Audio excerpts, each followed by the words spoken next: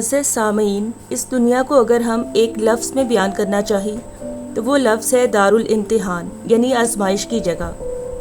ہر انسان اس دنیا میں مختلف طریقوں سے آزمایا جا رہا ہے۔ امیری، غریبی، خوشی، غمی، بیماری، صحت، ایمان، کفر، یہ سب آزمائشیں ہیں، اور ان آزمائشوں میں ہمارا رد عمل اور رویہ ہی یہ طے کرتا ہے کہ ہم اس امتحان میں کامیاب ہوتے ہیں یا ناکام۔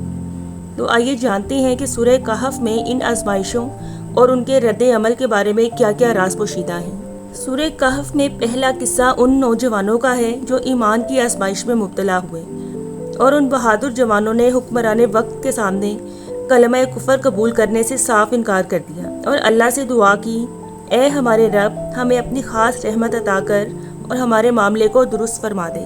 اللہ نے ان کی دعا قبول فرمائی اور ان کی ایمان کو محفوظ رکھا، اور انہیں 300 سال تک ایک غار میں سلا دیا، اور جب وہ اٹھے تو کئی زمانے بیت چکے تھے اور ایمان غالب آ چکا تھا۔ اس قصے سے ہمیں یہ سبق ملتا ہے کہ حالات چاہے جتنے بھی سنگین کیوں نہ ہوں، ہمیں ہر حال میں اپنے ایمان کی حفاظت کرنی ہے، اور جو مشکل حالات میں بھی صبر و استقامت اور ایمان پر ڈٹے رہیں تو اللہ معجزاتی طور پر ان کی حفاظت کا اہتمام کرتا ہے۔ دوسرا قصہ باغات والے شخص کا ہے جس کو اللہ نے نعمتوں والے باغات عطا کیے تھے، جن میں ہر طرف انگور، کھجوریں، پھل اور سبزہ تھا، لیکن وہ مغرور شخص اللہ کی رحمت اور فضل کا منکر تھا، اور یہ سب کچھ اپنی محنت اور لگن کی پیداوار سمجھتا تھا۔ لیکن اس کے برعکس اس کا ساتھی جو ایک عاجزی والا انسان تھا اور ان سب کو اللہ کا کرم اور اس کی رحمت مانتا تھا۔ پھر ایک صبح غرور کرنے والے کے باغات تباہ ہو گئے اور وہ اپنے اس امتحان میں ناکام ہو گیا، اور دوسرا ساتھی جو دولت مند نہ ہونے کے باوجود بھی عاجز اور شکر گزار تھا، اپنی اس آزمائش میں کامیاب رہا۔ دونوں اشخاص نے اپنی آزمائشوں پر ہونے والے رویے اور رد عمل سے اپنی جزا اور سزا کا انتخاب کیا۔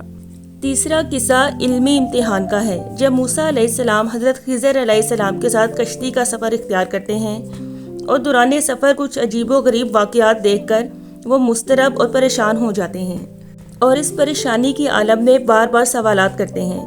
پھر حضرت خضر علیہ السلام انہیں ہر واقعے کی حقیقت اور اس میں پوشیدہ حکمتیں بیان کرتے ہیں۔ اس واقعے کا اصل راز یہ ہے کہ انسان کی عقل محدود ہے۔ بہت سی ایسی چیزیں ہیں جو انسان دیکھتا ضرور ہے، لیکن ان میں چھپے اسرار و رموز تک پہنچنا اس کے بس کی بات نہیں۔ اور اگر زندگی میں کچھ ایسے واقعات رونما ہوں جو عقل کو دنگ کر دیں اور انسان پریشان اور مضطرب ہو جائے، تو جان لینا چاہیے کہ ہر چیز کے پیچھے خدا کی حکمتیں اور مشیت الہی پوشیدہ ہوتی ہیں۔ چوتھا قصہ ذوالقرنین نامی ایک طاقتور مگر نیک دل حکمران کا ہے۔